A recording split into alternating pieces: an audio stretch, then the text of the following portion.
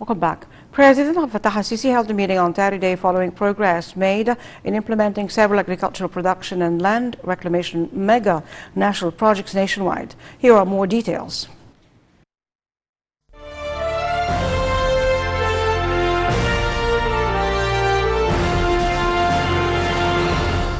President Abdel Fattah al-Sisi on Saturday followed up the executive situation of a number of agricultural production and land reclamation mega national projects nationwide, particularly in the regions of Tushka and New Delta in Al-Dab'a, as well as the Upper Egypt provinces of Al-Minya and Bani Suwaif. This came during a meeting presided by the head of state with Prime Minister Dr. Mustafa Madbouli, Minister of Transport Kamil Al-Wazir, Lieutenant General Ihab Al-Far, the head of the Armed Forces Engineering Authority, and a number of top state officials. Presidential spokesperson Ambassador Bassam Radi said the meeting tackled the details of current and future stages of these projects, including infrastructure and logistics, as well as roads and access, irrigation systems, and electricity needs in light of the state's strategy to expand the agricultural land and boost agricultural production.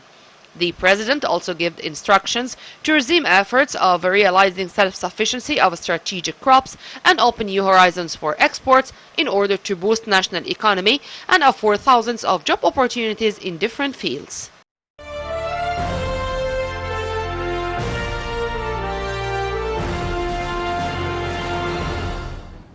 On his Facebook page, official page, President Sisi mourned on Saturday the martyrs of the armed forces, saying the sincere sons of Egypt are still sacrificing their souls for the sake of the homeland.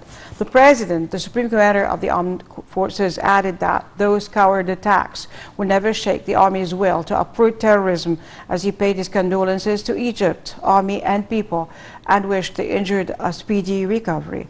Earlier, army spokesperson Colonel Gharib Abdel Hafiz said an officer and 10 Egyptian soldiers fell martyrs after foiling a terrorist attack on a water lifting station east of the Suez Canal. The spokesman added that the terrorist elements are being chased and besieged in one of the isolated areas in Sinai.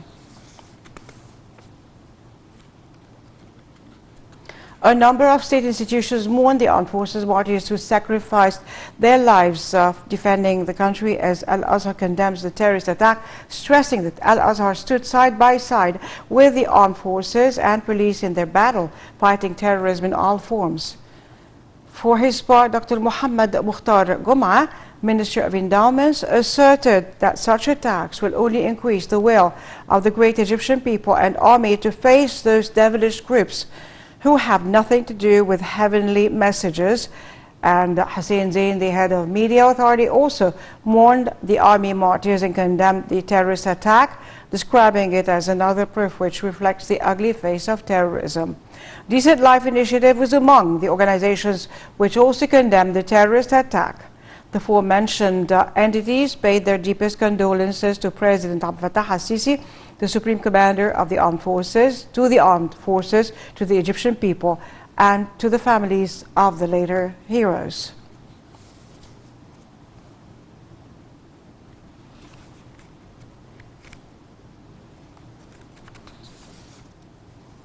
Within the framework of the Ministry of Interior's efforts to unveil the truth of a video clip circulating on social media platforms by a fleeing member of the terrorist Brotherhood group, in which he claimed that a man was beaten and locked in a car trunk by a police officer.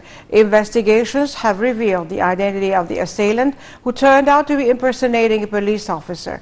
Investigations also revealed that the Brotherhood's fleeing member deliberately circulated the video, even though he knew it was fake. The case was referred to the General Prosecutor to take legal measures.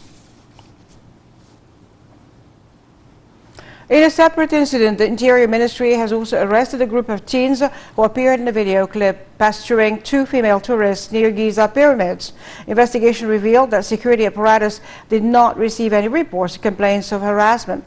The investigations revealed that the teens aged between 13 and 15 were visiting the pyramids area during Eid al-Fitr occasion. The teens said that they were just trying to talk with the tourists and have photos with them, and that they were not intending to harass them. Egypt expressed worries over Israel's plans to eliminate several Palestinian villages in the occupied West Bank, which will risk the migration of thousands of Palestinians residing in those villages. Egypt's foreign ministry rejected Israel's plans to build around 4,000 illegal settlement units in the occupied Palestinian territories, stressing that those plans violate the rules of the international law.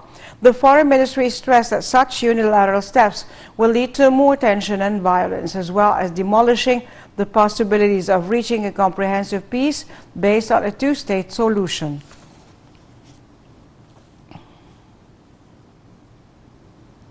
Three planes carrying 117 Yemeni prisoners arrived in the southern port city of Aden. The Saudi-led coalition fighting in Yemen announced last week that it would release the prisoners to its rivals, the Iran-backed